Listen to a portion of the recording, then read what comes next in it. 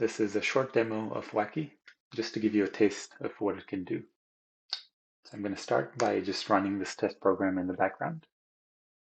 And next, I'll start Wachy, giving it the binary that we want to trace, as well as the function within that binary. So here we're dropped into the main Wachy view. It's done a few things here. Firstly, it's figured out the source file path, as well as line number, that the function we asked it to trace corresponds to, which in this case is work.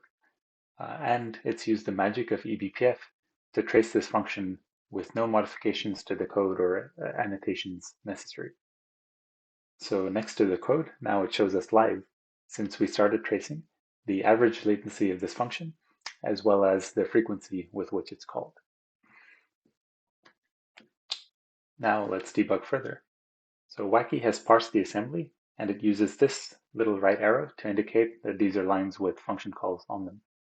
We can go ahead and trace those individually. And we can see that calls to foo and bar have roughly similar average latency, as well as similar frequency. But let's say I want to focus now on the tail latency. I can pull up the histogram here. And we can see that most calls to work take around 2 milliseconds. But there's another peak that's after 8 milliseconds, so between 8 to 16 milliseconds.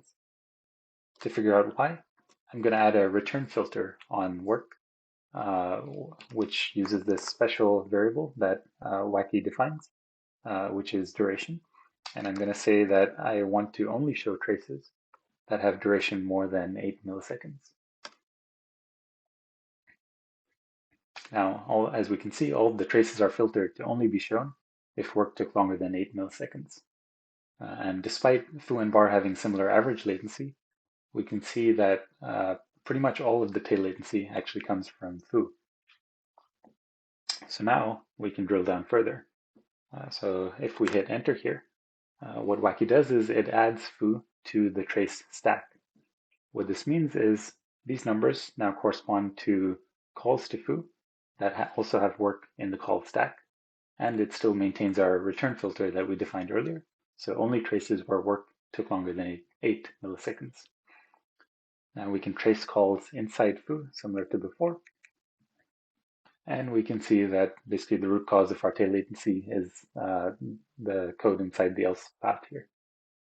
So in this toy example, of course, it's just using uSleep, but this works effectively for other blocking calls as well, such as acquiring a lock or doing I/O or network calls, which don't show up in standard CPU profiles. So that's a quick overview of Wachy, which effortlessly allows anyone to do interactive perf debugging.